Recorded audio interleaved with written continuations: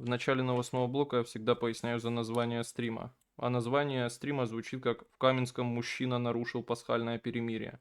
Ну, понятно, это компиляция двух новостей. Надо было придумать какое-то название, а мозг мой, как известно, креативностью вообще не блещет, поэтому, ну вот, что пришло на ум, то и придумал. В Каменском какая-то была, ну, обычная стрельба из автомата, ну, простая стрельба из автомата, ничего такого, особенно в Каменском. Ну и пасхальное перемирие. Но до пасхального перемирия интересно, что на тему этой стрельбы высказался народный депутат Максим Бомжатский. И что вы думаете, он сказал? Он сказал, то есть нужно понимать, что в Украине анально зарегулированное законодательство в плане обращения огнестрельного оружия, да, его оборота, но при этом он все равно считает нужным, что нужно бороться с чем-то, чего нет. То есть у нас не легализовано. Мы не Америка, где там каждый шутинг надо всем выйти и написать. Доколе еще будет это, блядь, огнестрельное оружие разрешено? Сколько можно еще, сколько еще детей там в школах должны пострелять и так далее. Несмотря на то, что у нас не такие обстоятельства, Максим Бомжатский все равно регулярно выходит и пишет: блядь, сколько еще надо стрельб, чтобы вы поняли, что легализация оружия нам не нужна, которая нигде, блядь, даже не это самое, нигде не фигурирует. И это Максим Бомжатский спокойно умудряется совмещать с тем, что наше государство неправо делает неправильно, дрочит церковь, дрочит там ветеранов любимых, дрочит русскоязычных, какое оно плохое, но вооружаться против него, конечно, нельзя. Конечно, надо быть покладистым, покорным, чтобы тебя дубинку поглубже тебе в анус засунули от того, что кто-то там где-то кого-то пострелял. Опять-таки, нужно ли спорить, что нужно ли говорить вообще о том, что, ну, вот ты можешь спокойно стать жертвой одного человека с оружием, любым, потому что ты безоружный. Ну, там повезло, что какой-то человек там сзади забежал, повалил этого человека с автоматом. Все могло, блядь, быть совсем иначе. А вот был бы тот, ну, это такой уже разговор световский, а вот был бы тот человек сзади вооружен, была бы стопроцентная гарантия. Короче, разговоры ни о чем, просто всегда улыбает Максим Бомжатский, естественно, с такой хуйней. Да, ну неожиданно, опять-таки, как понос. Люблю я такие аналогии, честно говоря, только их я обычно и провожу, только они приходят на ум. Неожиданное, как понос, пасхальное перемирие Путина. Путин ни с того ни с сего за 2 часа до перемирия, да, которое он собирается объявить, за 2 часа его взял и объявил.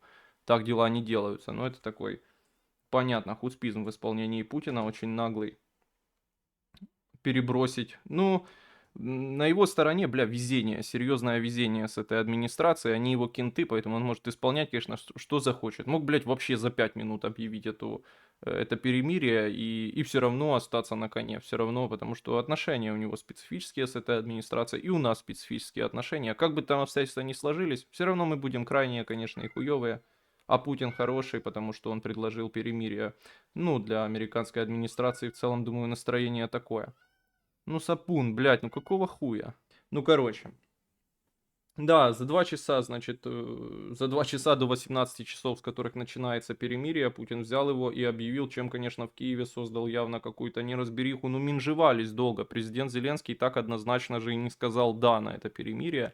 Сначала вообще была какая-то неразборчивая реакция, а потом он сказал, что он дает команду там исполнительным органам, министру обороны, кому-то там еще контролировать, значит, то, как перемирие соблюдается. Ну, так всяко оно соблюдалось. В общем, опыт успешный. Дроны не пускали хотя бы, да. Успешный тест вообще перемирия.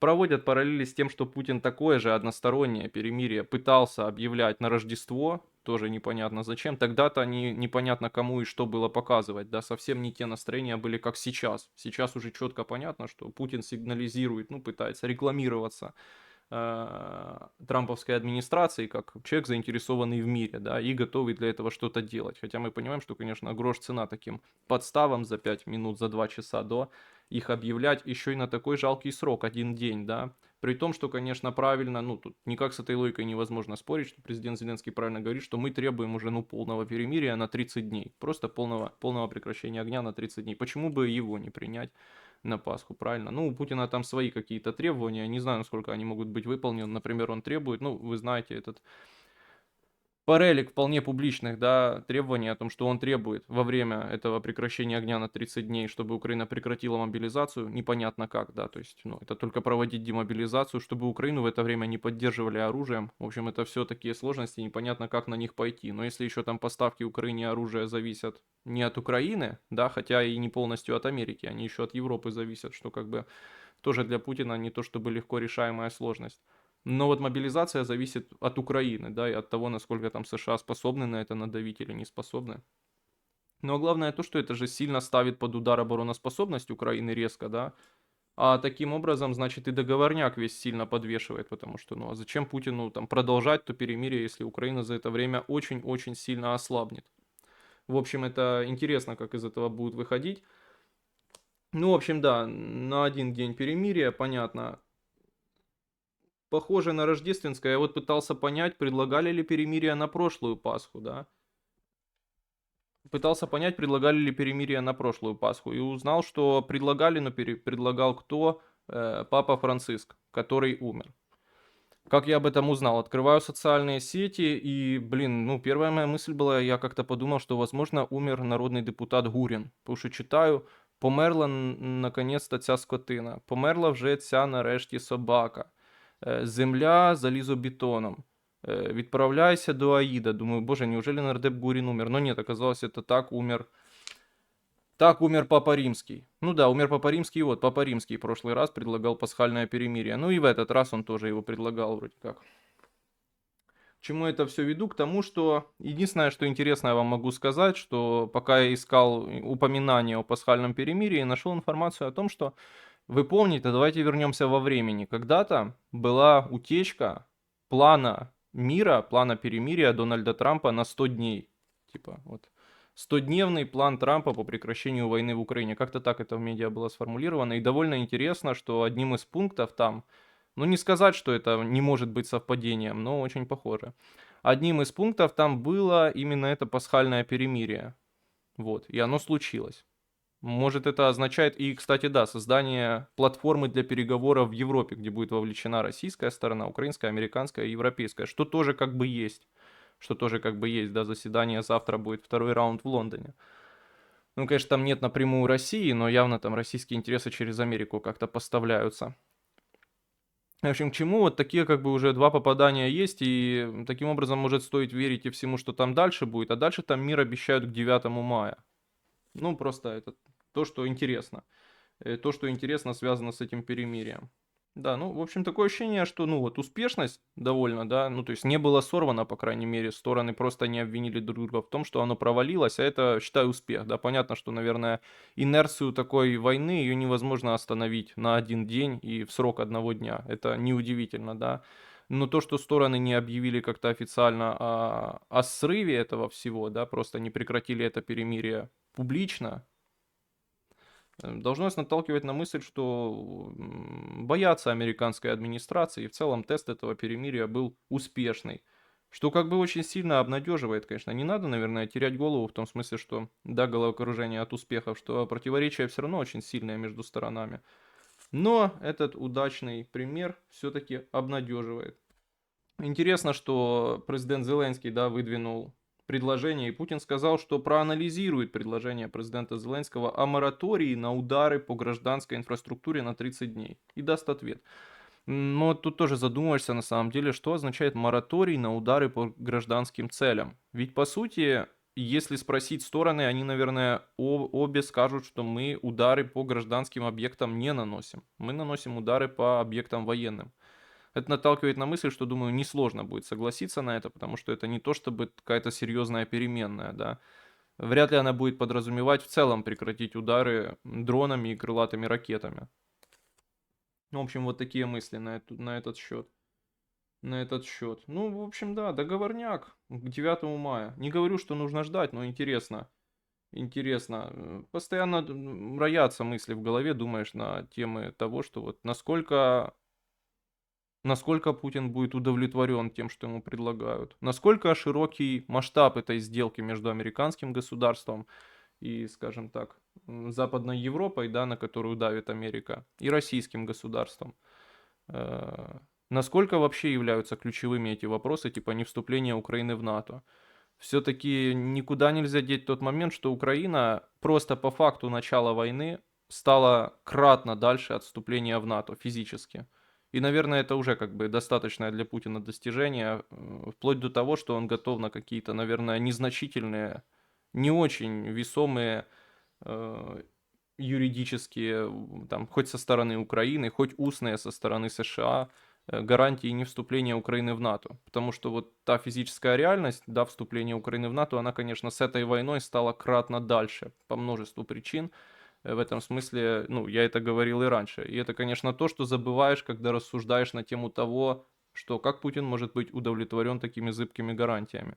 Есть еще, конечно, такой аспект реальности. Ну, не знаю, насколько можно это, размышляя дальше об этом, не знаю, насколько можно доверять такой информации, потому что, ну, на самом деле, если задуматься, это очень серьезный прецедент, и неизвестно, насколько он будет стоить, да, завершения этой войны для США. Это, конечно, насколько можно верить информации о том, что американское государство где-то вынашивает мысль, в общем, рассматривает вариант признания аннексированного Крыма, да, оккупировано российским государством, типа военным способом, вполне себе в 2014 году.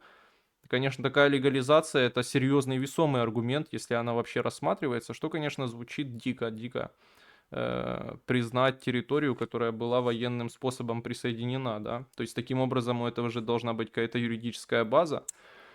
Тогда, получается, американское государство признает итоги референдума путинского. А каких еще тогда итоги референдума можно и где признать? Ну, в общем, это очень серьезный прецедент, если задуматься, поэтому слабо верится в его реализацию. Может, просто такая риторика, да, и то, что она существует в паблике, да, в медиа крутится, просто она сама собой должна как бы Путина склонять к переговорам, да, как такая морковка, как надежда, потому что верится, конечно, в это слабо. Но если это где-то рассматривается и Путину обещается, то это, конечно, весомый аргумент для них пойти на окончание войны, потому что легализовать в мировом сообществе, ну, в первую очередь в лице США, а потом уже в мировом сообществе, считай, легализовать, конечно, оккупированную территорию хоть какую-то, это, конечно, очень серьезно. Такой шанс не всегда выпадает. И сложно представить такое, ну, при прошлой администрации американской, чтобы такое хоть где-то вообще появилось и к этому хоть кто-то серьезно как-то отнесся. Но все-таки не знаю, кажется мне вероятность этого довольно низкой. Тут тоже задаешься вопросом, что вот, конечно, есть большая разница между легализацией какой-то полноценной, да, как я уже сказал, непонятно, как она будет выглядеть юридически, то есть, наверное, признание референдумов, да, и каким-то снятием санкций конкретно с Крыма. Именно, да, потому что они там действовали. Ну, возможно, эти вещи можно не связывать друг с другом. Вот. Ну, вот так. Ну, в принципе, это и были все две новости, да. Умер Папа Франциск. Ну, будет смешно, если я буду пересказывать вам то, что я прочел сегодня в Википедии о Папе Франциске. То, что я знал и наблюдал за время, ну, по сути, всей моей жизни, да, понятно. Я не помню, что там было до 12 года с папами и совсем таким до 13 года. Я помню, как этот папа ноги мыл, юшку пил, как его много критиковали. Особенно в Украине, да, какие-то религиозные люди. Ну, там, условно, как Корч, да. Ну, мы, да, знаем какие-то обычные наборы интересных фактов из Википедии, что это там первый папа из Латинской Америки. Э, За долгое время папа не с Европы. Да, ну, в общем, вот так. Поэтому сказать по этому поводу нечего. Ну, реакция украинцев не удивляет абсолютно на этот счет, да, как я уже пошутил, что думал, что мэр нардеп Гурин. Но очень удивила реакция Елены Зеленской, Олени Зеленської. Смотрю і не вірю своїм глазам. Ця зрадниця Зелена в себе в інстаграмі пише: Боже, там, мої соболезнования, умер папа. Она знает вообще, что он считает, что мы братские народы с россиянами и призывает к миру. Ну, видимо, она не в курсе, не следила просто. В общем, вот так, на этом новости закончились. Читаю ваши оскорбления в чате и выключаю в целом трансляцию. Канье Уэст в новом интервью признался, что сосал член своему брату. Ну, брат за брата, это нормально. Женя Пригожин по кличке Папа. Ну да, нельзя еще не сказать, что он похож по какой-то линии, ну, наверное, по линии этничной, похож на Пригожина. Женю, да. Вот так. Дожили. Российские интересы через Америку. Ну, ты понял. Путин буквально долго сидел. И ждал, в смысле. Самое интересное, что дохуя иностранных гостей будет на Параде Победы, может. Это ж теперь мы не сможем его бомбить. Но это вообще не круто. Выглядит так, как будто Россия может додавить уже силой. Зачем, когда все получается, останавливаться? Ну ты знаешь, все говорят, что не может додавить. А если будет пытаться додавить, то это будет очень долго и очень затратно. А сейчас им предлагают перезагрузку отношений с США, что очень выгодно. Больше потом, может, уже предлагать не будут, будет некому. То это, ну, выглядит, ну, наверное, как выгодная сделка, хотя сложно говорить. Опять-таки, я не отступаю от того, что вот в рамках этого договорняка, да, условий его, важно не территории, важны детали, да, что еще Путин туда нагрузил в него, и там, насколько это сильно повлияет на политику Украины. То есть мы же этого не знаем. Территории захвачены США, это если не учитывать штаты, которые были аннексированы. Да ты, блядь, вспомнил при царе Горохе, там, нахуй, референдумы на Гавайях, блядь, сахарные, да, их ДНР, Техас, ну, охуенно, пацаны, вы сравнили. После, ну, буквально там, после этого наш регион, наш, пережил уже столько всего, нахуй. Надо брать срок какой-то более адекватный, последних 10-20 лет. Вроде один из кандидатов на данный момент на престол, в смысле святой, да, это Пиццабала. Я тоже читал, довольно смешная имя, фамилия. У него еще имя какое-то похожее. И фамилия Пиццабала. Я вот думал, Пиццабала это буквально, наверное, шар пиццы. Ты привел пример предвыборную кампанию Залупкина, в которой его оппонент обклеил все в городе его плакатами. Ну, если бы это были плакаты, это типа перманентное повреждение, да, ну, в смысле, не прям, ну, такое только закрашивать, да, и то хуй перекрасишь. Трафаретом наносится имя, да. Мне это напомнило всратые антитабачные рекламные ролики, где детей в США, да, для детей в США. Впоследствии выяснилось, что эти ролики финансировались табачными компаниями, эти ролики специально были всратыми и кринжовыми, чтобы дети, наоборот, начинали курить. Интересная мысль, не слышал. Ждем от Трампа на параді Побєди на 9 травня у Москві. Ну, може, на следующий раз. Що ну на крайняк на безсмертний полк у Вашингтоні. Та да, блядь. Дивився сериал «Молодой папа», як тобі? Ну, я, как и всегда, блядь, умею доводить дела до конца. Я смотрел, это было очень давно, ну, по-моему, как сериал вышел здесь по студенчеству. Я смотрел первых две, наверное, серии первого сезона. И забил хуй. Наверное, хороший сериал. Наверное, хороший сериал. А может и кринж. А может и то, и то. Ну, бабы ж дико ссутся, да, с этого сериала, не? Последние встречи США и РФ с Украиной были очень хорошими, заявил Трамп. Пообещал подробнее высказаться на этот счет в ближайшие 3 дня. Представьте только свое разочарование, вдруг все сорвется. Вот подумайте над этим.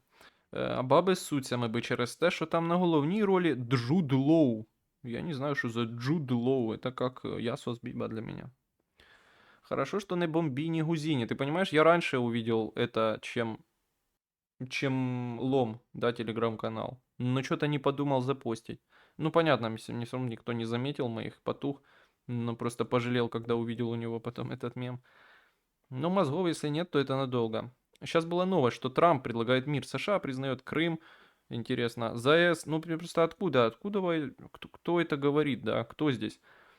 ЗАЭС отходит США, мир по линии фронта, нет гарантий безопасности. Вот тоже интересно, ЗАЭС отходит США, как она им, блядь, отходит? Ну, то есть, как это вообще, блядь, будет реализовано?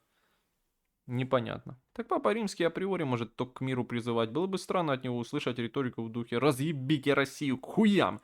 Это папы средневековья что-то такое могли сказать. Ну да, если бы там было что грабануть. Ну, в принципе, и говорили же, правда. Я вообще не знаю, как там было санкционировано, нет деятельности Тевтонского ордена, я еще тот знаток истории. Ну, в целом, да, ну какая разница? Я тоже не знаю, честно говоря, почему у украинцев такая именно ненависть была к этому папе римскому, в том смысле, что даже если бы он говорил то, что нам нужно, это бы, наверное, ни на что не повлияло, в принципі, особо. По плану Брауна для криптоферми. Ой, друзі, потрібно ще народного депутата якось залізняка підсосати до нас. Ох, це було б дуже добре. Ну, просто люди воспринимают папу как политика. Может, в этом какая-то особенность. Но это забей, там искать логику бессмысленно. Тоже, и, конечно, понятно, что я тоже зашел с такого донного тона. Я привел вот этот самое говно из Твиттера, самый кал, отбросы человеческие, самое худшее, что есть в людях. Я и им проиллюстрировал. Ну, не все такие, понятно, далеко не все. Это просто неадекватное меньшинство определенно самых больных людей, которые пишут в Твиттере. Ну, это надо понимать просто. Давайте коммент у Залезняка оставим и залайкаем. Оставим, залайкаем. Но просто надо время поймать, блядь. Ну, чтобы прям только вышло видео. Мне скидывали, но оно не только вышло. А еще у меня текст нейронкой не набран. Так же надо, в общем, сделать. Ти вже місяць про це говориш, а рейд не збираєш. Ну, потому що слабий, понимаешь? Это баланс в мире.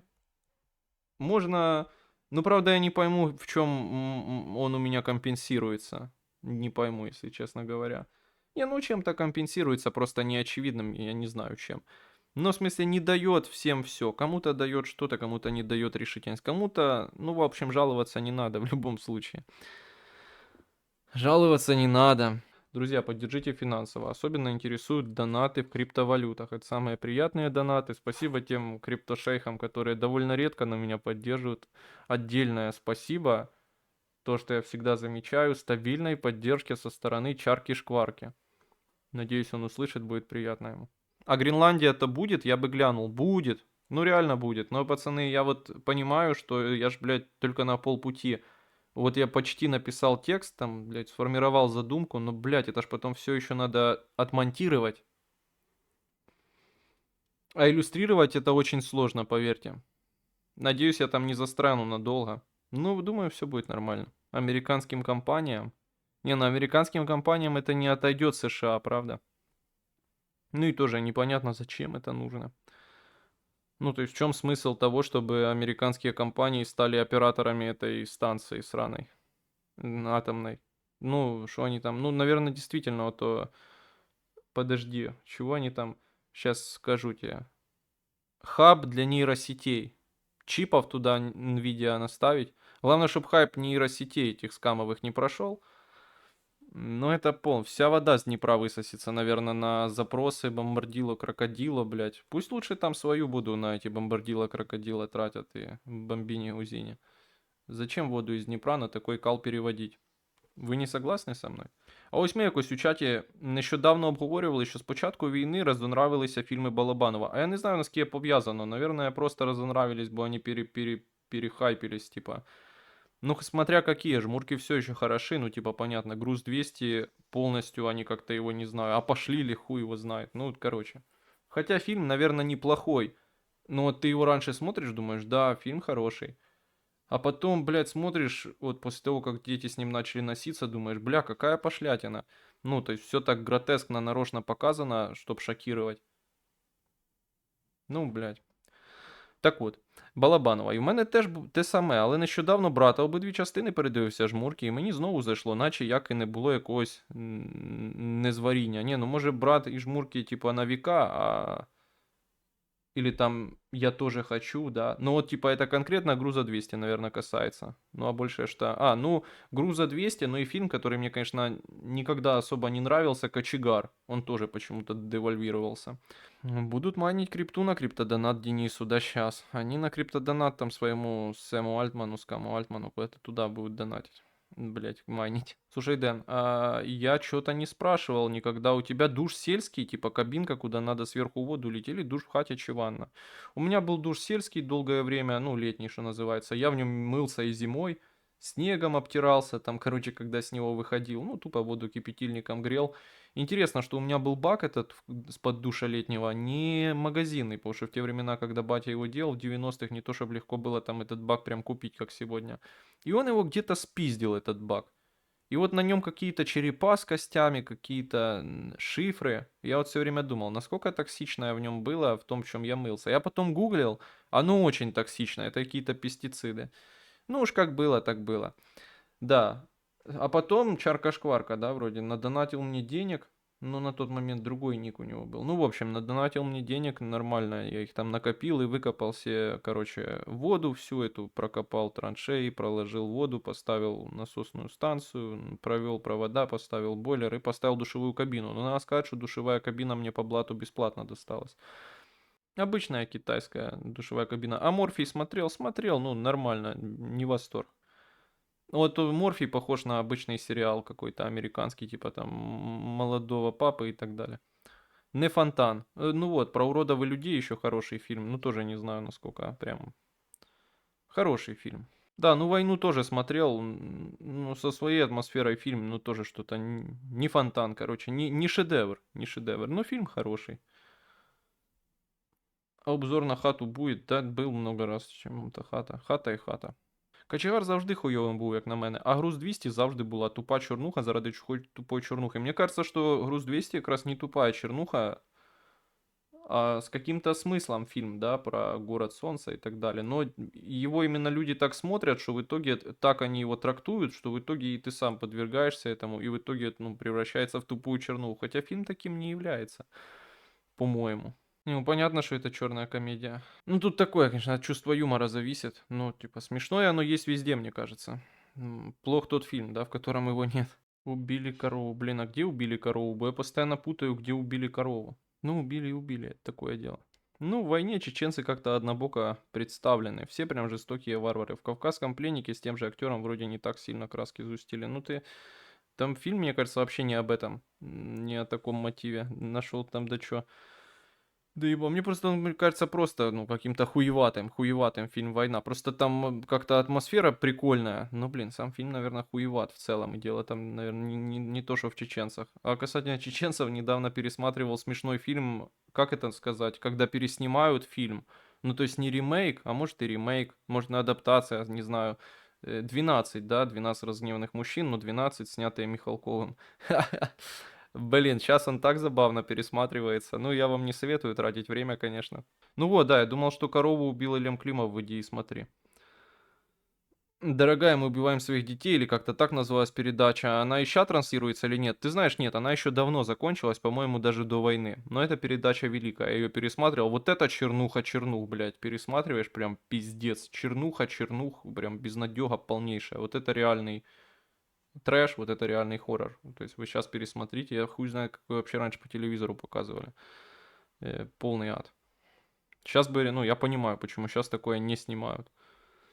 Хотя золотились бы, если бы снимали. А вот фильмы на украинском все убыточные, ибо монетизировать язык почти невозможно. Хоть, хоть фильмы, хоть стримы. Сейчас прикрыли кормление через USA, тукар-контент, так стало еще печальнее. Но я этого не знаю, законы Украины обязывают фильмы быть на украинской мове, я не знаю, как они там могут быть убыточными. Ты если его снимаешь, то ты его точно будешь показывать в кинотеатрах. «Месть боксера», или как там фильм назывался, который Ермак продюсировал. «Месть боксера», по-моему, реально. Уже послезавтра, а я сказал завтра, в Лондоне состоятся новые мирные переговоры. Там будет Украина, Британия, Франция и США. Пан президент Зеленский говорит. А сегодня, кстати, должен министр Шмыгаль приезжать, подписывать где-то сделки там. Я соромлюсь свого тіла, это ж тотальная крипипаста. Бля, ой, да, то вообще жесть. Ну то просто ад. Я понял, о чем ты, блядь. Я перепутал сразу с изваженными и счастливыми, а потом как вспомнил, то вообще, конечно, блин, жесть. Блядь, то вообще, конечно, жесть. Не, ну понятно, что государственные бабки зло, но не всегда, типа, это не всегда приговор. Мне кажется, иногда можно за государственные бабки снять Никал. Это, мне кажется, возможно, да, и у многих там фильмов неплохих на Руси было, ну, государственное фінансування. Єрмак поки продюсує наше життя, ну да, главний його проект. По якості як «Месть боксера», бля, «Месть боксера». Напевно, не дуже популярна думка, але иди смотритесь на 5,5 из 10. Не знаю, ну, смотрел его когда-то до войны, согласился бы. Посмотрел по войне и 10 из 10. Убежден, что это лучший фильм о войне однозначно. Наче з Курганами був фільм про Люксембург, там Укрмова з русизмами. Да, мені його рекомендували, але я його так і не подивився. Помните передачу с Валерием Сараулой? Я помню передачу с Андреем Стогнием. Стогний меня всегда в детстве убивала его фамилия. Стогний. Ну, у меня что-то с гноем ассоциировалось. Ну, наверное, стогний, типа отстонать. Нихера я бойлер не полагодив. Могу рассказать, как это было с бойлером. Короче, решил я временно его отремонтировать. Думаю, как мне его отремонтировать? Ну, там 2 тена. Думаю, 1 тен я выну, который потек. А дырку в кожухе, там, да, во фланце, заглушу чипком, деревянным чопком. Чопок нашел, а тен нихуя не вынимается. Тот, который не течет, нормально, а тот, который течет, видимо, из-за накипи или еще за какой хуйни, из-за повреждения, может, этого стержня, кожуха. Не вынимается нихуя, нихуя не вынимается. Бля, пивдня проебал там, помял весь его пассатижами, короче. В итоге что я сделал? Ну, отсоединил от него контакты, чтобы током не билось, и надел шланг для полива, который в раковину засунул. Выглядит пиздец как хуёво. Там Fox News в эфире написал, что Киев российский. Теперь Fox News враги Украины. Они там еще транслировали храм Христа Спасителя вместо Киева долгое время. Ну, во-первых, Fox News всегда были враги Украины. Я вот так буду из-под низу, блядь, вещать. Всегда были враги Украины. Это раз. Два. Еще раз подтвердили миф об том, что американцы тупые.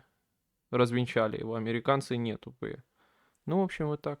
Підкажи, будь ласка, фірму цього єбейшого блокнота, який біля лампи. Це сумна вівця суперпланівник. У Украины все враги. Саме так. У Украины только два союзника. Надо подумать, какие. Это армия, но флота нет. Значит, это армия и Демократическая партия США. Поддержу тред про сантехнику. Только забрал легендарные немецкие клещи Книпекс. Не знаю, у меня Интертул нормальные такие. Китайские. Да, как по возвращению поплавок унитаза сломался. Снял, прочистил, фильтр прикрутил назад. О, блядь, была у меня такая тема. Я даже не знал, что в той хуйне есть фильтр. Ну, то есть я до этого чинил только радианские. Да, ну спасибо, чепуха. Вот смотрите, какая бандитка. Ёлки-палки. Так вот, блядь, стал медленно набираться толкан. А я чинил до этого только радианские вот эти поплавки, то там никакого фильтра, естественно, даже речи не шло. И я только раскурочив все, нашел там мелкий фильтр. Был удивлен. Да, ну короче, снял, прочистил фильтр, прикрутил назад, а у меня старая латунная труба, на которую каждый сантехник докручивал от себя переходник. В итоге все это дело дало течь. Я пытался, включив воду, регулировать закрут, но по итогу труба вырвалась и сквертанула мне в лицо.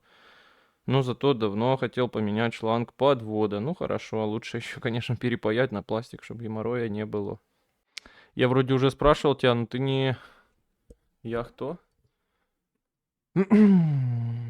Да, вроде, но ты вроде не ответил по поводу той статьи Медузы про Роспропаганду. Я не понял, какая у тебя претензия? Просто пропаганда российская действительно есть. Ну да, ти її зараз смотриш.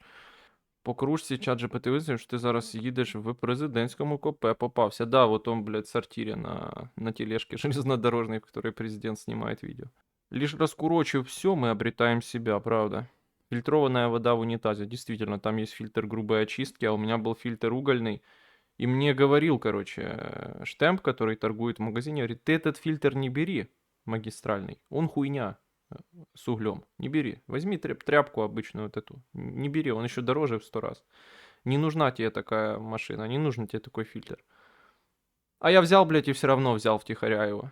И что вы думаете, все эти картриджи через какое-то время, довольно короткое, типа полгода, весь тот картридж угольный высыпался, и уголь весь попал мне в систему, куда только мог. Ну, например, забил фильтр толчка. Бачив карательну кулінарію від Клопотенка. Там паска з чебрецем та гніченими сливами. Мне интересно, что такое гничение сливы? Это сливы, которые булили как качура, типа на них кричали матом? Что такое гничение сливы? Это вяленые сливы, чи что с ними стало? Чи копченые? Гничение сливы. Сливи українці, типа? Сливи українці.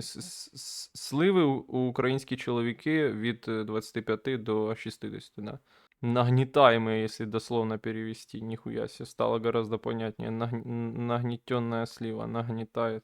Опущенные сливы, хорошо. Не знаю, вчера общался с человеком, который дружит лично, чтобы вы понимали, с Клопотенко. И он мне сказал, что Клопотенко хороший человек. Я верю. Поэтому на вопрос в чате, за кого голосовать будешь, буду голосовать за Клопотенко, естественно. Гничение сливы – идеальное название для ТГ-канала. Ты знаешь, если бы я это знал до того, как Клопотенко добавил их в паску, то тогда бы был разговор. Дай прогноз, что будет с экономикой этой страны. Какой этой? Какой этой? С Украиной все будет пушка, бомба, ракета. Есть песня у украинской виконавиці Джері Хейл. Песня так звучить: пушка, пушка, граната, бомба, бомба, ракета, не дати, не взяти, жінка, петарда. Це про Украину. Опа, люблю читать украиноязычную Википедию. Наткнулся на статью про переводчика языка майя Юрий Ну, понятно, короче, с котом, который. Написано, что он родился в семье русских интеллигентов в Харькове, которые впоследствии переехали в Питер. И всю жизнь считался русским. Но из-за того, что начальное образование он получил на украинском, фамилия у него украинского происхождения, в Википедии написано, что он украинец. Видишь, есть такое дело. Как тебе бушвакер? Ну, я с ним не знаком, поэтому не знаю, как мне бушвакер. Ну, лекции неплохие, но просто есть там время у тебя, условно, перед сном ее послушать. Ну, или когда что-то делаешь. То я выбираю семинары по истории Александра Макарова. Вроде бы так. Они нуднее, поэтому лучше, но они точнее. Но они, правда, не обязательно об истории. Человек, у него профильное образование, он доктор экономических наук, поэтому у него часто бывает про экономику. Вот недавно про тарифы вышла трамповские. Настолько нудная лекция, прям, блядь, вообще за 10 минут отрубаешься. Вот такого я еще не видел. Только включаешь, невозможно сосредоточиться. Какие-то тарифы, потребление, вырастет, упадет, ты уже спишь, короче. А как же Vox Veritatis? Не, ну это ты уже взял высочины, высоты. Я не знал, что он вчитель истории с Белой Церкви, но я вижу, что он какой-то прибитый, блядь, вот именно реально как вчитель истории. Он, кстати, очень на Дыкова похож прибитостью, вот там люди одинаковые, вот кто преподает, у них у нас, в наших вузах бомжатских, у них одинаковый тип психического расстройства, одинаковый тип психопатии, какой-то мании величия, одинаковый, ну вот сразу видно, это какой-то один общий почерк, вот. То я как-то так вообще сошлись пазлы. Вон, видишь, в чате тебе объяснили, блядь, кто такие русские апше? Выдуманная национальность, помесь украинцев и монголов. В гугле самый мощный нация там узбек. Не, ну, наверное, это реально какая-то серьезная борьба с пропагандой, потому что для людей вот эти чат-рулетковские созвоны, это серьезно. Vox ебельтатис.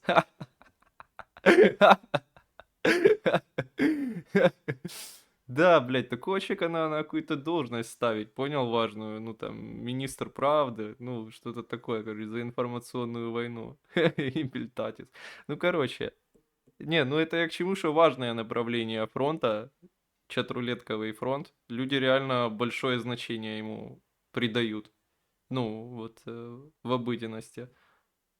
Всё, нахуярил полную тарелку, короче, жареного борща, хрюканья, взял ложку, блядь, включаешь и смотришь там, кто победит.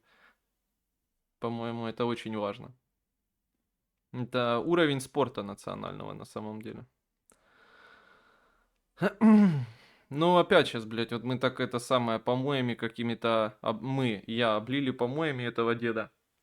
Скажут опять, что я его как-то не люблю. Мне похуй сразу, на берегу вам говорю, чтобы меня потом не доебывали. Видел новость, что где-то в РФ сделали скейт-парк у памятника Ленина. То есть не снесли памятников, писали его в рампу. По-моему, прикольно. По-моему, хуйня. Странно, как это вообще там с законами РФ бьется. Наверное, тех, кто это построил, отправят в лагеря потом. Тех, хто на этом катався, теж за компанію. Ти от на минулому стрімі казав, через обрану мовну політику Україна втратила можливість заперечити Віткофу. Да, интересно, что мою мысль точь-в-точь продублировал такой очень умный народный депутат Максим Бомжацкий. Точь-в-точь написал это, да. Можливість заперечити Віткофу, якою, чи його... Ні, ну, в принципі, можливість не втратила, можна це сказати, но буде уже звучати очень неправдоподобно і много визовить каких-то логічних несостиковок, що російськомовні регіони повинні належати РФ, але по факту голос України тут зовсім ні на що не впливає. Ну да, тут дослуховуєшся лише до РФ, і на мій погляд, різниці на якої не було б, навіть якби ми обрали адекватну мовну політику. Ну, наверное, лишний раз не сказать об этом нельзя, потому что просто если совсем устранять субъектность, то тогда о чем вообще об Украине говорить, если это просто такое, скажем так, торт, который разделят, да. Ніякої різниці не було, навіть якби ми обрали адекватну мовну політику, а якби, ну я не знаю, мне сложно говорить, просто тоже вот это если бы, да кабы, не знаю, как сложилось бы восприятие нас в западном мире, даже такими дедами, как Стив Уитков, если бы наша страна представляла из себя что-то другое, пыталась себя совсем по-другому в международном пространстве, да, в международном культурном пространстве продать, как какую-то другую формацию, а не как обычную очередную восточноевропейскую страну, у которой известные проблемы, да, как любая балтийская страна. Но тим не менее, і ніякої різниці не було. Навіть якби ми обрали адекватну мовну політику, а якби було бажання, то пан президент міг би у крайньому випадку собі суперечити в цьому, як він це завжди і робить. На різну аудиторію різне. Ну да, міг би. Ну, и проблема еще в том, что множество другой аргументации, да, связано с такой языковой политикой. То есть, почему можно с этим долго спорить и почему это сделало Украине хуже, чем могло бы быть. И это просто один из лишних аргументов. Но не решающий, я согласен, это в пупок возводить не стоит, но упоминать, наверное, тоже смисл есть, да. Денис, ота питання, як вам українська музика 60-х, 70-х годів? Мені подобається, наприклад, часто переслухаю «Треба йти до осені». Така красива мелодія. Хорошая музыка, но просто сильно зашоренная, да, вот этим современным культурным подъемом. Когда ее слушал до полномасштабного вторжения, это было прикольно, да. Там каштаны падают на брук, пук-пук-пук-пук-пук-пук-пук. Правда, эту песню конкретно, я помню, даже по радио крутили, по-моему, мелодия, по радио мелодия. Помню, сижу в машине, слушаю, погода как сейчас была. Это был 21 год. Ну вот, а сейчас это невозможно слушать. Да, та чого не розгляд. Ну, короче, каждому свое. Жду шашлычную Аслана на вечном огне, да. Лучшая украинская музыка это пошлая Молли. Интересно, как там пошлая Молли поживает? Пошлая Молли класс, действительно, тут не о чем спорить. Ленин и прикольно, и сильно. Ну, может, это и хорошая идея, но это такие мелочи. Я в смысле о том, что скейт-парк на Ленине открыть или еще что-то. Не знаю, без разницы как-то. Не, ну лучше, наверное, чем на мусорку выкидывать, но это такие незначительные споры, честно говоря. Мне интересно, куда они деваются. Ну, то есть, понятно, что их не на мусорку выкидывают. Это ж кто-то, сука, до хаты забирает себе потом. Я помню, я видел на OLX, кто-то продавал здорового бюста Ленина. Ну, типа такого городского, десь сворованного. Дорого так, бля, очень дорого. Это же еще его транспортируй. Ну, было прикольно в дворе чисто по приколу Ленина воткнуть, бля. Лучшая украинская музыка это Моргенштерн и Кизару. Кизару. Ну, мне ТикТок сегодня попадался на горшке, как Кизару поздравляет всех с Пасхой. Напоминает, как у нас в Запорожье, Запорожье. Запорожье. Это приглашение Вити Ака на концерт в Запорожье. В Запорожье огромного Ленина нарядили в вышиванку. Хорошая идея. Непонятно тут что, кого еще, да. А какие в Украине есть норм-стендаперы или комики, по твоему мнению? Я не знаю, я плохо слежу, честно говоря. Наверное, какие-то норм есть, но я их не знаю. Ну и сейчас тоже ж такое время тяжелое. Ну, то есть юмор загнан в рамки серьезные. Ну, то есть надо говорить там то, что партия сказала. И дело даже не в партии, а просто общество очень взвинчено войной. Сейчас, в общем, не до юмора, честно сказать, какого-то острова там и так далее. А, стой, ну подожди, на ум приходит вот этот, который сначала был одним из таких символов вот первопроходцев, пионеров украинского стендапу, а потом уехал и стал таким символом предательства для самых таких, блядь, ну скажем, обтекаемо, без оскорблений, самых патриотичных прослоек населения. Но я забыл, как его зовут. Такой лысый парень. Вот он был смешной, помню. У него первая машина семерка, как у меня, и с ней там какие-то смешные истории были. Вот он прикольный, но он просто где-то пропал. Но за то, что он не стал сотрудничать с администрацией лагеря, то за это ему, конечно, отдельный респект. Щегель, да. Но я, честно говоря, не знаю, що там, як у нього діла. До речі, про Євгена Кошового. Кажуть, Євген Кошовий, лисий з квартала, в смысле, запустил свой телеграм-канал, где постит кружочки, типа «Не піду» и там так далее. Що ви об этом слышали? Прикол, що Служба безпеки ловить на живця, продаючи ПНРські значки на OLX. Ну их вроде, когда ты продаешь, это преступление. А если покупаешь, то вроде не преступление. Ну то есть хранить их не преступление, демонстрировать их преступление. Там какие-то свои тонкости. Таких идиотских, безусловно, идиотских законов. Ну то есть очень дурных, дебильных. Сергей Сивоха, нахуя вы исполняете? Пишите глупость всякую. Сергей Сивоха это министр иностранных дел Украины. Вроде Лирник, который из Камеди. Не, ну это ж старый юмор. Я не знаю, они вообще существуют, там Лирник, Молочный, ну как юмористы. Вроде никто из них уже карьеру не ведет никакую. По-моему, Лирник, он какой-то в театрах каких-то московских выступает. Ну и в любом случае это не стендап, это не новый какой-то юмор. Это старый, блядь, юмор очень уровня, ну даже не уровня квартала, ну вы поняли. Лирник стал со стендапом выступать, и он против войны выступил в целом проукраинский, свалил из России. Интересно. Про братьев Шумахерах, если это... А, не, это не те. Валерий Еврейчиков. Последнее обновление, но может мы это на стриме и упоминали, это про юмор. Что Валерий Еврейчиков, он, ну, это один из сценаристов квартала, уехал из Украины. Ще ось пам'ятаю, як до приходу Трампа в такий застійний час на стрімах в останній місці тільки обговорювали, якщо би да каби, що можна було б зробити, аби уникнути війни, чи це було б можливо і т.д. Але потім з'явився постійний потік новин, і це зійшло щоденних там. Зараз на фоні безпросвітних новин теж накльовуються ці питання. Тож хочу в тебе запитати, чи після 19-го року було ще можливо пану президенту якось по-іншому позиціонувати Україну і себе, щоб уникнути війни? О, блин, ты знаешь, тоже задумываюсь над этими вопросами, и тут даже упираешься не в то, что, а можно ли было что-то предпринять, не до конца понятно что, а вот что нужно было сделать для того, чтобы обрести возможность что-то предпринимать. То есть, очевидно, президент, несмотря на такую сокрушительную победу, президент Зеленский столкнулся с тем, что нет возможностей к проведению той политики, которую он хочет. Ну, мне так кажется, да. Вряд ли же он планировал так, если говорить на языке шоу-бизнеса, вряд ли он планировал так тухло выступить, откровенно, правда? И вот думаешь, что нужно было сделать, какую, блядь, диктатуру ввести, да, на тот момент, что нужно было предпринять, или, может, не нужно было ничего вводить, просто какую-то решительность нужно было найти, политическую волю, чтобы не загрузнуть, не завязнуть в привычных для Украины нарративах, евроатлантичных, патриотичных, и вот в этом всем вокруг да около.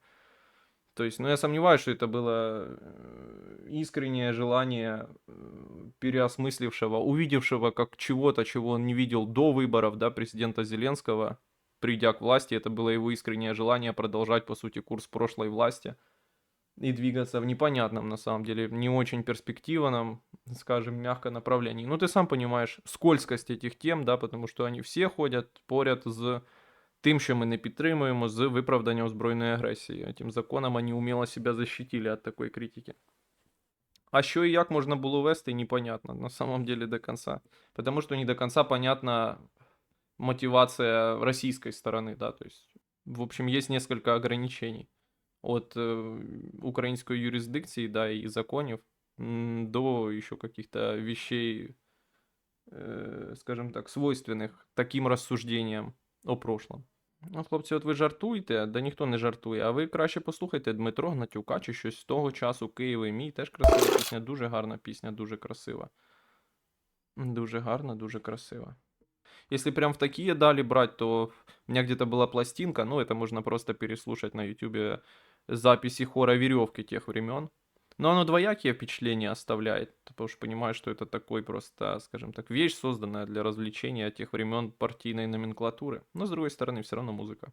Ну и главная традиция, этот хор, он продолжает их до сих пор, эти же. Як думаєш, наша вчорашня відповідь на перемир'я ПУ своїм 30-денним перемир'ям це був експромт, чи вони були готові? Я вчора чомусь зауважив, що після обяви ПУ всі телеканали депутатів затихли, тільки репостили зе. Якщо були готові, то виходить, можуть, коли хочуть, робити нормальну політику. Ну, непонятно в плане, насколько были готовы, если это позиция Украины последнего месяца, наверное, да? В смысле, что 30-денное перемирие везде и повсюду. То, в принципе, недолго выбирать приходилось. Но, по-моему, менжевались в плане соглашаться, нет. То есть однозначно сразу не согласились. Читающая про этого Щегеля, ну да, он вообще не возвращенец, на самом деле, типичный, как в Советском Союзе. Его везде называют беглецом, хотя он легально выехал из страны с разрешения Минкульта, но не вернулся. Что-то напоминает ситуацию с невозвращенцами в СССР, которые тоже легально выезжали, но отказывались возвращаться. Та-да. Цигарки допомагають знімати тряску? Да хуй його знає. Ну, тряску не допомагають, ну, це ж зависимость. Ця заява, скоріш за все, була видана під тиском загрози того, що ця війна стане усім нецікава, в тому числі американцям, що смертельно небезпечно для української держави. А, ти про перемирие? В целом, мне понятно, что никто не хочет выглядеть это самое посылателем колдуна. Это вроде вопросов не вызывает. Путін какой, да, ну от хуцпіст по-другому не скажеш, це вже другий розговор. Ну я от теж бачу головну проблему для роздуму на цю тему саме у тому, що для мене все ще залишається великим запитанням, які причини війни. Як не думав над цим, в кінці кінців для мене ідея параної пипи не буквальної, а простої повернутості саме на Україні, а протистоянні Заходу є найбільш адекватною у порівнянні з теоріями, що Захід хоче забрати ресурси РФ і от почне війну, що Україна засуджуємо, що зробила Донбас і куча інших векторів російської пропаганди. Да массу можна там искать аргументов, и что это там, вот один из моих любимых, бо самый такой поэтичный, не знаю, что это последнее поколение, да, уходит, на которое здесь можно опереться еще в Украине. Ну, я же говорю, невозможно на ці теми розсуждати, бо це пряме виправдання буде збройної агресії Російської Федерації, а ми не хочемо і не виправдовуємо Російську Федерацію в її безсмисленній, безпощадній, як обично, тупой війні, правильно? Коли там Джокер про Лачена напише, що він опозиціонер? Да я понял уже, что он оппозиционер.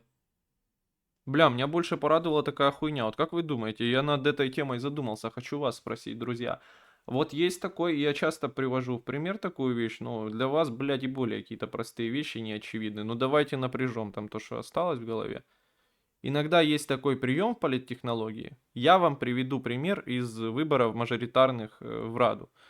Оппонент политический берет, например, да, имя политика, оппонента своего, да, берет его имя и за одну ночь, ну это, блядь, было до войны, нахуй, ночью люди ходили, ну не суть, за одну ночь весь город обсирает трафаретами с именем этого политика. Там условный Залупкин. Залупкин, Залупкин, Залупкин, голосуй Залупкина, все обдрыстано, все фасады домов, балконы на первых этажах, которые люди любовно там мазали, блядь, вот это штукатурили, облепливали пенопластом. Все обосрано, чистый вандализм. Но люди утром проснулись и охуели, и что они видят? Залупкин, агитируя, чтобы голосовали за его бесполезное тело, кругом нанес, блядь, свое имя тупое. Залупкину минус. Вот такой пример политтехнологии, вы поняли, как бы оппонент Залупкина нанес кругом имя Залупкина, люди вышли, смотрят, Залупкин агитирует таким варварским методом, Залупкин хуета, голосуют за его оппонента, который эту заказную тему сделал, условно Хуюткин, голосуют за Хуюткина. К чему я это? Переложим, например, который сейчас я увидел. Где-то увидел, что какие-то тупейшего образа бимбообразные соски пишут, что підписано на телеграм Лаченкова. Лачен пише. Підписано на телеграм Лаченкова, Лачен пише, і всі під одну грібенку. Лачен пише, я дивлюсь, що там відбувається. Люди, ви знаєте, що там відбувається. Коли я це читаю, у мене там зжимається очко условно. И таких, типа, очень много заказных у самых ну, не то, что дешевых, но вы поняли, у самых донных таких самых бимбообразных каких-то женских блогеров, что называется, в Инстаграме. Много таких заказных постов. Ну, то есть я их лично, конечно, не видел, но я видел, скажем так, набор, компиляцию этих видео. Ну, и выглядит реалистично. И как вы думаете? Это сам Лаченко покупает рекламу вот этого бимбостада, чтобы набрать аудитории, набрать классов среди тупых и еще тупее, или это его политические оппоненты там какие-то, да, пытаются выставить его, ну, таким, скажем так, идиотом, который собирает себе в аудиторию такой кал. Я думаю, первое, думаю, что это не сложная схема, а реально он так покупает. А может это все фейк? Может это все фейк? То я ваше, в общем, мнение спрашиваю. На замену деду пришло поколение Z. Витаю. Там Писториус написал про эротические отношения с оружием под передачей ракет Таурус Украине. Ого, может такое быть. Писториус и эротические отношения с оружием. Танус с ракетами. Сложно представить, что такое преступление произошло в нашем государстве с такой концентрацией полиции. Ты о чем? Я говорю, это, блядь, было хуй знает когда были выборы в Раду Верховную. Тогда это было возможно. Типа группа людей, спокойно город там 1000 на 50 может весь обосрать так. Ну, тогда времена были попроще, ну, не было комендантского времени. Сейчас, да, это уже, конечно, сложная задача. Ви бачили, що там в Піздарєзкі? Там такое, ахуй. Ці бімбо-унітази взагалі то його основна аудиторія, тож я думаю, скоріше його опоненти намагаються дискредитувати. Так а в чому дискредитація? Ну, эти бимбо-унитазы просто посты под копирку тупо одинаковые клепают, тупо штампуют. Не, я думаю, это работает, кстати, ты говоришь, думаю, сам Лаченков. Не уверен, что у него хватает рациональности понять, что это не работает. Я думаю, это охуенно работает. Это смешно только там для, ну, 5 коллег, как мы, да. Всем остальным, типа, ого, даже ця блогерка, моя, ну, не то, что улюбленная, но видная блогерка, даже она говорит, что пиздец какой творится, там, Лаченков пишет, какой пиздец у нас в стране творится. Я думаю, это охуенно рабочий инструмент, но думаю, он нихуево дорогой, кстати. Ну, этих сосок у всех скупить рекламы. Думаю, что это конкретно нормальная сумма.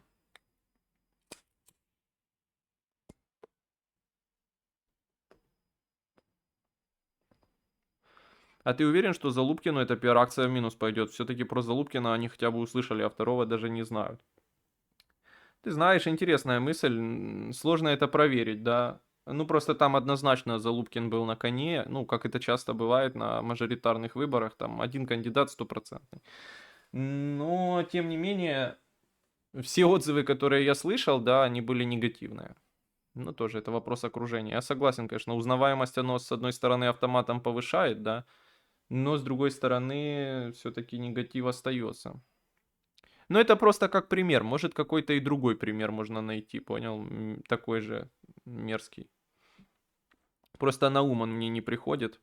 Тут у тебе заангажоване ставлення до цих чікс. У твоїх очах херова реклама, а для бім дівчат та бім хлопчаків, які не підписані на нього, це топ. Я не, это, ну, я надеюсь, ты не ко мне обращаешься, бо я именно это и сказал. Я думаю, что это очень эффективно.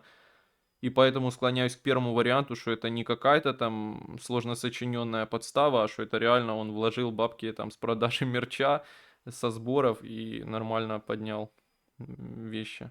Бимбо унитаз это тот до фильтр угольного, да. Да-да-да. До теми Лаченкова. Твоє відео про відос під дулом пістолета, друге по популярності на твоєму каналі. Пишайся. Да, блин, печально это увидит еще, блядь, и пиздец, мне бимбо-унитазы меня с калом смешают. Ну, я в шутку там сказал, надеюсь, у него есть чувство юмора. Что-то еще хотел сказать. А, ну и жалко, что так выходит. Ну, это шортс, блядь, шортс. Ну, в смысле, жалко бы, это кал полный, а не контент, это кал. Это кал. Это кал. На эту тему куда более осмысленная где-то лежит в разработке видео про громадянське суспільство в умовах війни. Есть еще норм политтехнологии, это взять, написать матерную пасту с аккаунта политика, на которого работаешь. Да, я понимаю, о чем ты, но это просто не со всеми сработает. Вот представь Арестовичу, кто-то бы с аккаунта Арестовича кто-то бы написал, я твою мать там в рот тарабанил. Арестович бы сказал, да, он бы сам это и написал. Ну, в общем, то время, наверное, ушло. Ну і да, вопрос, конечно, що це за людина. Ох, блядь, я думаю, Лаченков, перш за все, направлений на молоду жіночу аудиторію. У мене колишні однокласниці, які хоч на каплю слідкують за політикою, проявляють свою позицію у соцмережах і всі підписані на нього та постять його дописи у історіях інсти і т.п. Тому і реклама така. Да, дешендиру, да, дуже, ну і нормально работает. Там, видишь, не дураки в офисе сидят. Вообще все четко делают, ну, в смысле, все работает хорошо. И пока что, ну, на горизонте проблем не видно. Ты только представь, если там попытаться его, ну, вот там, представим фантастический сценарий, пришла власть, но почему-то не та, которая нужна. Представь такого человека посадить за там финансовые несостыковки какие-то, да? Ебать, там, ты что, выйдет эти, там, бимбоунитазы дадут клич, там выйдет, блядь, триллион, нахуй, людей. Пив Украины, все, кому, кто умеет ходить, короче. Це, конечно, проблема жорстка. Пишуть, будуть якісь спільні стріми найбільшим часом. Ну, насправді, дуже хотілося б. От є історія всього, Владислав Ньюс. Надо ему написать. Марго забанили на Твиче, пишут. Да, кстати, это правда. История всего. Еще что-то там. Там, блядь, огромный список. Олегу Кашину можно написать. Ну, короче, там много, бля, людей. Вот бы Юлю опять позвать. У меня остался ее контакт. Юлия, яка ведущая ключовая сейчас на англомовному державному українському медіа The Gays. Ну, не как геи, а как газе. Поняли? Ну хорошо, какими аргументами пытаться достучаться до потенциальных потребителей Лоченкова? Никакими. А нахуй до них стучаться? Никакими, чувак, все. Никак, ну я не знаю как. Коротше, не знаю, хлопці, якби я когось і хотів змусити відсмоктати під дулом пістолета, то я б цей пістолет направив на Гончаренка. В нього такі губи, що було б шовково. Блін, це жорстке збочення. І я, чесно говоря, ну там даже не помню, що я сказав. І то був примір, а не буквально. Я ввів би закон в Україні, що ті, хто не хочуть йти служити до Збройних сил України, нехай одягають спідниці. І їх, відповідно, ТЦК не чіпатиме, бо є 67 МБР. Я думав, це ти придумав і сказав. Хорошая мысль дуже. Я думаю, это нормально, и к тому же так уже принято в западном мире, ну, то есть в странах Западной Европы там мужчины одевают часто юбки. И, ну, даже в Украине Цукуренко, который Хамерман блядь, знищує вируси, который ведет передачу Укрсучик Куцер Муз на громадському телебаченні про культуру. Там спевачка Хмара, Шмара приходила к нему. Ну, в общем, он уже сидит в юбке. Может, он что-то, блядь, знает. В платье целом даже. Ну, правда, он все равно как-то похож на мужика даже в таком условии. Ну, блин. Что-то в этом Владиславе у меня сложилось такое себе мнение. Да ладно вам, нормальный Владислав. Сидит, чешет вообще отлично. Думаю, нормально можно пообщаться. Замовляю ему клиты, килты, то есть, блин. Сука, мусор стал на экране подсвечиваться, ни хера не видно. Возможно ли, что таким типам, как Лаченкову и Стерненко, выгодна война? Когда она закончится, их заработок на донатах тоже схлопнется. Да у них так, блядь, бабок много нахуй уже, що їм похуй глибоко. Від котика. Є цікава ситуація. У мого друга військового є хлопець індус. І запрошую його після війни, аби вони разом переїхали в Індію. Він коли мені про це казав, я присів. Ну да, блін, в Індію без підготовки, без акклиматизации, наверное, тяжело. Ну никто же, во-первых, Индия разная бывает, никто же не мешает поехать посмотреть, что там. Главное быть осторожно с их кухней, потому что недавно, вот не помню кто, но какой-то представитель, по-моему, немецкого правительства поехал и там жестко обосрался, напала срачка, его пришлось эвакуировать из Индии. Так что вещь опасная. Ну, то есть, надо быть закаленным. Ну, в общем, да, дякую за 200 гривень. Ну, жорстка ситуація, да, буває всяка.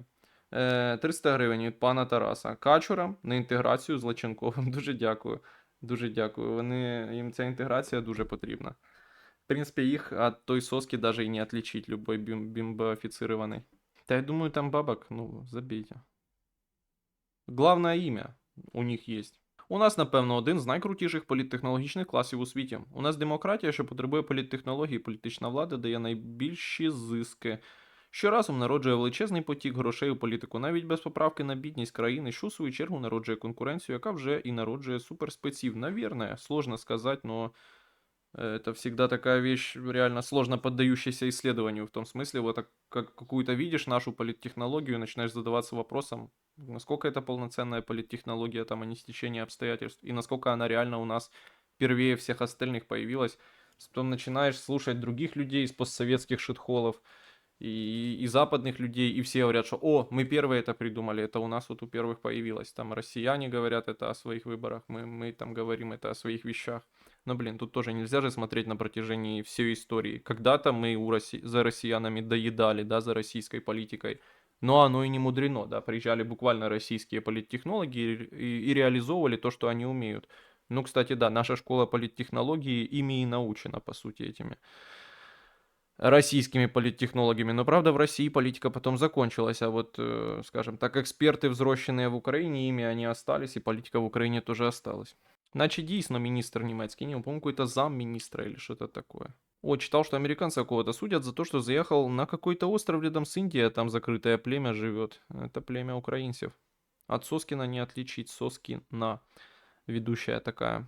Та одні бабки, питання часу, коли хтось з них спробує стати політиком. Звісно, якщо дозволять. Спробує, звісно, ну і думаю, получится. Хабр в Грузию переехал. Теперь может свободно говорить о политике. Самое время коллабить. Я не могу свободно говорить о политике. А за него я рад. Як там качки? Качки нормально, отлично летают, отлично пьют, отлично сидят. О, блядь, вчера такой был, короче, номер. Качур, которого булят, бился с качуром, который его булит, то есть самым главным главкачуром, типа паханом качуров. Бился качур, которого в масти попустили, который забуленный. Драка была охуенная, тупо такая, как вот эти кавказцы в трусах, греко-римская там. Ну вот этот Макгрегор, там вот этот, блядь, Хазбик, Нурмагомедов. Короче, они вот так взяли, крылья вот так распустили, и, короче, вот так, как обнимаются люди, знаете, они вот так вот зацепились друг за друга и крутятся шамаром, блядь, крутятся вот так вот, блядь. Опа, и борются. Боролись минуты две, потом я их начал водой, блядь, струей воды из полива, поняли, вот этой магистральной своей. О, качка мама ходила, есть, идет назад на яйца. Сейчас, ну да, начал их струей воды разливать, еле-еле разбил водой, блядь, так драться начали вообще, не нажись, а насмерть. Никогда такого не видел еще. Ну, в общем, вот такая история про качуров. Никто не выиграл бы, я их водой разлил. Потом они стояли как два брата, нормально вместе. Но я не знаю, это не знаю, как назвать даже. Да, еще вчера, кстати, увидел утиный член. Представляете, у мальчиков уток есть писюн. И я тоже, кстати, это не думал. Вот мы сидим, смотрим, как они вот это там занимаются сексом и спорим, есть ли писюн. И спорим, а потом хуяк, и видно реально писюн качки. То если бы спорили на деньги, я бы проиграл. Треба було стрім завести. Було б онлайн у разі 3 більше, і донатів, і донати не забарились би. Можна було би ставку прикрутити. Ну да, но это ж незаконно бои животных транслировать. Да і не гуманно это. А ти качок маленькими купляв, чи вже дорослі були? Маленькими. У меня есть видео в инстаграме, где они там еще, ну вот, где-то недели 2, как у меня появились, желтенькими, прям утятами, самыми масенькими. А мальчик-качка не ебет другого мальчика-качку, типа как для доминации? Нет, не ебет. Да, сейчас там вообще на 8 год посадят, это 100%. А я где-то читал, что если утки не могут себе найти пару мальчик-девочка и остаются только утки из пола, то они могут создать гомосоюзы. Ну, ты знаешь, это какие-то аргументы ЛГБТ плюс людей. У них обычно все время там, а вот утки, блядь, у них гомосоюзы. Гомосоюз. Прекрасно. Там, кстати, в Киеве был первый за долгое время непровластный митинг против ЛГБТ-кино. Он всегда непровластный. Непровластный и неподвластный. Но это не означает, что не конторский, ты должен понимать. А что, в Украине конторские движения сильны? Есть примеры, есть вот мы. Но я читал, что гей-пары среди птиц даже стабильнее, чем гетеропары. Это правда. Это правда. Всі ми птиці немного, правда? Ти коли куриш без фільтра щось, а це парламент карат, то не краще з мундштука. У меня был мундштук легендарный Антон. Назывался мундштук Антон. Вы его найдете, он везде продается. Мундштук Антон. Вот все в нем хорошо, кроме названия. Он из вишни. Почему Антон? Чё, какая идея, блядь, назвать мундштук, который ты суешь как бы палку в рот, Антон? Ну, загадочно. Ну, в общем, был мундштук Антон, но он сломался. Не помню, как я смог, блядь, его сломать. То у меня нет мундштука. І навіть не знаю, де тут Антон викинув, наверное. Коли українець і індус не може знайти самку, вони утворюють брікс. Какая разница, кто с кем? Главное, подпишитесь на телеграм-канал, Лачин пише. С Моглянкой тоже какой-то скандал, да, видел, там с авангардом не дали военному правые цитаты зачитать. Что-то с дуру было. Купил 2 скумбрии. Одну горячего, другую холодного копчения. Ну, первое, что они завоняли мне весь холодильник такой вонючей рыбой, как в поезде. Или еще где-то. Даже не буду шутить так, как вы думаете. Вот. И, значит, скумбрия это... Съел я, значит, скумбрию горячего копчения. Ну, как съел? Половину начал есть. Полное говно. Ну, вот прям вкус говна, говно. Полностью она разложилась в масле, а масло горькое-горькое почему-то. В общем, полный кал. Я вот заметил, что СБУ перестала щемить московский патриархат. Как обычно, на половине пути все свернулось. Как тебе сказать? Они Бога боятся. Да, на самом деле нет. На самом деле просто они там законодательную базу уже подогнали и на нее уповают. Ну а сейчас, конечно, вообще лучше особо не давить, а то в Америке могут не понять. Некоторые медийные персоны берут 20% со сборов донатов, которые они продвигают, рассказал ветеран ВСУ Руслана Данилкина Сима. Уже не идут ни на сборы, ни на что. Мне звонят и говорят: Руслана, можешь поддержать сбор? Ты же понимаешь, что все хорошо, 20-ка твои, 20% в смысле. И я застыла. Я думаю, серьезно? Так теперь работают? Мне стало так мерзко, люди и так этим не занимаются, а теперь у нас такие способы продвижения сборов среди медийных людей, рассказал ветеран, потерявшая ногу на войне. Ну, я не знаю. Я думал, что так было всегда. Во-первых, что ну за процент, конечно, продвигают. Но во-вторых, никогда не понимал, в чем проблема, как и с теми, кто что-то там ворует оттуда вас, с тех сборов. Ну, в смысле, люди деятельностью занимаются, понятно, что не в убыток себе, да. А особенно те, кто рекламирует, даже они создают. На що взагалі мундштук потрібен? Щоб пальці не пахли, чи просто щоб як Хантер Томпсон у страху та ненависті у Лас-Вегасі виглядати і для этого, и для того. Но сигареты без фильтра можно полнее выкурить. И вот, скуфбрия. Тупое говно, тупого говна.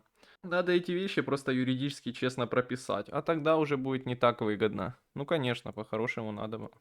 Ну, это с одной стороны, да. А с другой стороны, понятно, появился бы серый, да, ты просто был бы дополнительный налог. Сверх 20% ты еще платишь 20%. Ну, то есть известная проблема любых регуляцій. Що робити, якщо Резерв Плюс пише, що я в розшуку? Питаю для друга. Піти та чемно оновити дані, конечно. Шукай, о, да, і таке хотів сказати про тату мастера. Шукай гарний підрозділ сам, куба тилових посад. Он, тату майстра вакансію вкидували, ну і інші казкові фантазії. Ну чого, добре, тату мастер прикольно. Просто ж надо талантом обладати тату мастера. Кого, кстати, нині Не зашкварно слушать из нашего экспертного политического паноптикума. Кто скажет Арестович, то бусифицируют. Я не знаю, чувак, если тебе зашкварно, не зашкварно, значит ты сам можешь себе определить. Лоченкова слушай и не выебывайся, думаю, тебе нормально. Там как раз попы, короче, московские, ОПЗЖ, ну там известні проблеми України. Що ж це коїться, люди? Ти бачив, що відбувається на каналі Стерненка? Я от підписаний на одну блогершу, вона каже, боже, я підписана на телеграм-канал, Лечин пише посилання, ось все прикріплене. І там таке відбувається, друзі. Ті, хто знають, що відбувається, то ті все розуміють і розуміють, що потрібно щось робити. А ті, хто не знає, що відбувається, то обов'язково підпишіться на канал Лечен Пише і дивіться, що відбувається, і ви будете в шоці, що відбувається і що потрібно робити.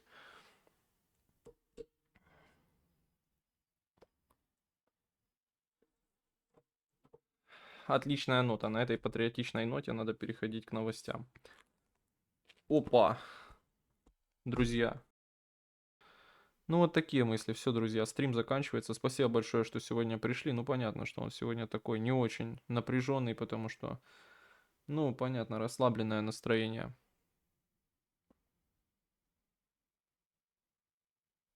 Да, в общем, спасибо всем, кто сегодня пришел. Отдельное спасибо тем, кто поддержал меня финансово. Люблю вас, друзья, целую. До встречи послезавтра. Если Бог даст и карта ляжет, берегите себя, наслаждайтесь погодой, больше отдыхайте на улице.